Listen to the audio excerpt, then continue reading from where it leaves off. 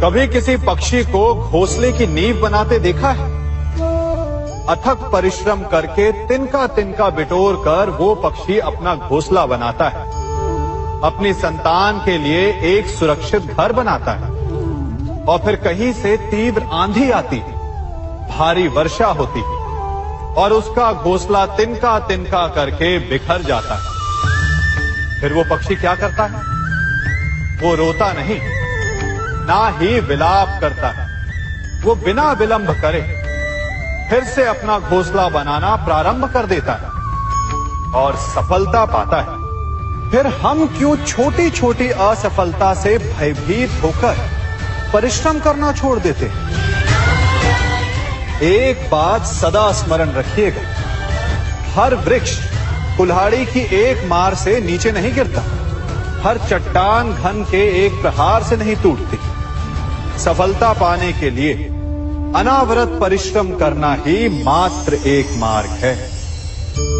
स्वीकारण, सत्य का स्वीकारण मनुष्य के लिए बहुत ही महत्वपूर्ण है। जब तक मनुष्य सत्य को स्वीकार नहीं करता, उसे असत्य से लड़ने की शक्ति प्राप्त नहीं होती। जब आप भोजन करते हैं तो क्या होता है?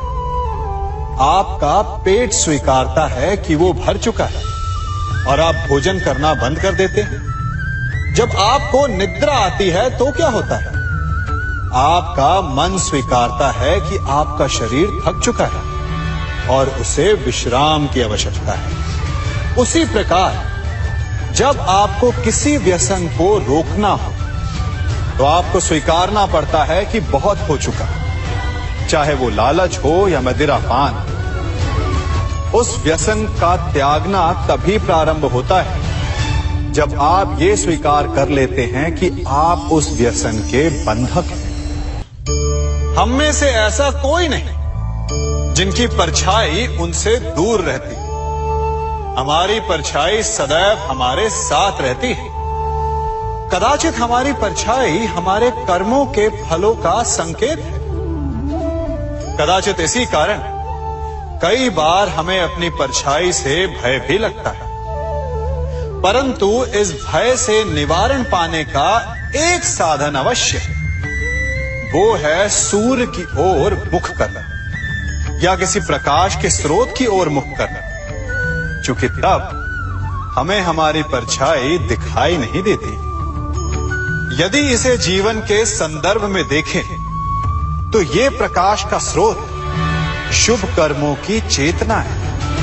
यदि आपके मन में शुभ कर्म करने की इच्छा है तो आपको कभी भी अपने कर्मों के फल का भय नहीं होगा, क्योंकि यदि आपका मन शुद्ध होगा तो आपके कर्म शुद्ध होंगे और शुद्ध कर्मों का फल कभी अशुद्ध नहीं हो सकता। आज मैं आप सबको एक कथा सुनाता हूं। एक दिन प्रातः एक व्यापारी अपने घर से निकला। घर से निकलते ही एक बिल्ली ने उस व्यापारी का मार्ग काट दी। व्यापारी घबरा गया। वो फिर से घर लौट गया और शुभ घड़ी की प्रतीक्षा करने लगा। और जब वो पुनः अपने घर से निकला तब वो वाहन जा चुका था जिससे राजा तक पहुंचकर उसे भेंट देनी थी। राजा को भेंट नहीं मिली। राजा क्रोधित हो गए। राजा ने उस व्यापारी का व्यापार बंद करवा दिया। इस कारण व्यापारी क्रोधित होकर घर पर अपनी पत्नी से लड़ बैठा। पत्नी अपने बच्चों समेत मैके वापस चली गई और उस व्यापारी के जीवन में यदि कुछ रह गया था तो केवल अंधकार। और इन सब का कारण वो उस बिल्ली को मानता रहा जिसने उसका मार्ग काटा था। ऐसा ही एक दूसरा व्यापारी राजा को भेंट देने निकला और उस व्यापारी का मार्ग भी एक बिल्ली ने काट दिया। वो व्यापारी तनिक घबराया, परंतु उसने आगे बढ़ना अधिक उचित समझा। राजा तक वो समय पर पहुंचा। उसने राजा को भेंट दी। राजा प्रसन्न हुए और राजा ने व्यापारी को अपना व्यापार बढ़ाने की अनुमति दी, स्वर्ण आभूषण दी। जब व्यापारी घर पर पहुंचा तो पत्नी को आभूषण और अपने बच्चों को देने के लिए वस्त्र थे उसके पास। हर ओर प्रसन्नता थी। समझ रहे हैं ना, दोनों के साथ एक ही प्रकार की घटना हुई, परंतु दोनों की प्रतिक्रिया भिन्न थी। ऐसा ही हमारा जीवन भी है। हमारे जीवन में प्रारब्ध का अपना स्थान है, परंतु उससे कई अधिक महत्वपूर्ण हमारी प्रतिक्रिया, हमारे सोच का प्रभाव है। क्योंकि यही हमारे जीवन को आकार देते हैं, इसलिए अपनी सोच को सकारात्मक रखिए। आपका जीवन सदैव आनंदमय रहेगा। आप इन दो पात्रों को देख रहे हैं। मेरे इस पात्र में जल है और ये पात्र मिष्ठान से भरा हुआ है। दोनों ही पात्र भरे हैं, परंतु देखिए, मिश्री को जल में मिला दिया, जल ने मिश्री को अपना लिया, मिश्री ने अपना अस्तित्व खो दिया। परंतु जल को अभिमान है कि उसका अस्तित्व अभी भी बना हुआ है। परंतु जो इस जल को चखेगा उसे अवश्य पता चल जाएगा कि ये जल अब वो जल नहीं रहा, ये अब शरबत बन गया। हमारा त्याग, हमारे बलिदान भी ऐसे ही होते हैं। जो इस बात को अनुभव करते हैं वो समझ सकते हैं कि कैसे हमने समय की धारा को बदल दिया। जो बलिदान देते हैं उनका अस्तित्व कभी नष्ट नहीं होता, अपितु उनका बलिदान संसार में कुछ ना कुछ परिवर्तन अवश्य लाता है। हम सभी कभी ना कभी, कहीं ना कहीं अपने जीवन में यात्रा अवश्य करते हैं। हमारी यात्रा में कभी पक्के रास्ते आते हैं तो कभी कच्चे रास्ते। पक्के रास्ते मनुष्य बनाता है और कच्चे रास्ते जानते हैं कैसे बनते हैं? चलते चलते बन जाते हैं।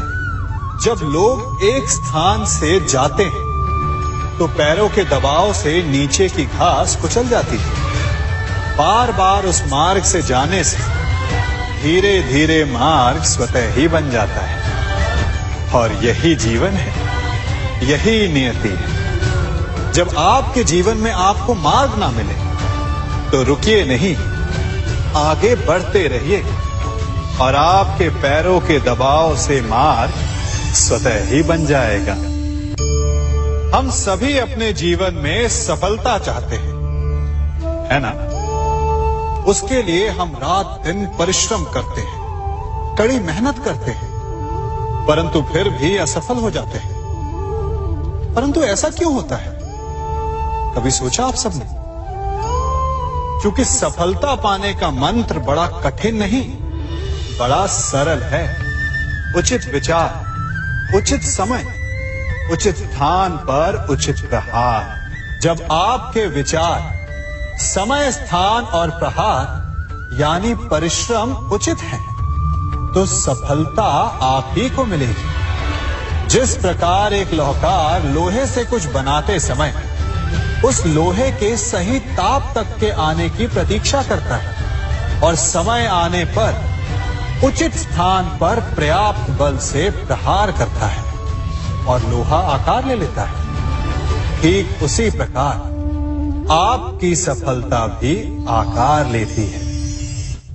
हम सभी को अपने जीवन में कभी ना कभी निराशा मिलती है, असफलता मिलती है और अधिकतर लोग इसके पश्चात भाग्य का रोना लेकर बैठ जाते हैं। कुछ कहते हैं कि जिस स्थान पर मैं हूं उससे कई ऊंचे स्थान पर होने के योग्य था, परंतु नहीं जा पाया। किसी को पीड़ा है कि उसे जो मिलना चाहिए था वो उसे नहीं मिला, भाग्य ही बुरा था। भाग्य क्या होता है? भाग्य वन में खिला पुष्प देवताओं को चढ़ाया जाएगा, या किसी सुंदरी की वेणी में वो सजेगा, या फिर उसे कुचलकर उत्पाद बना दिया जाएगा। ये सब एक पुष्प के नियंत्रण में नहीं होता, परंतु जब तक उस पुष्प का अस्तित्व है सुगंध बिखेरना उसके वश में अवश्य है। परंतु भाग्य हमारे वश में नहीं, और जो हमारे वश में नहीं उसके लिए दुखी होने से क्या होगा। कर्म पर वश है, वो कीजिए और धीरे धीरे भाग्य आपके वश में आ जाएगा, क्योंकि कर्म ही प्रधान है।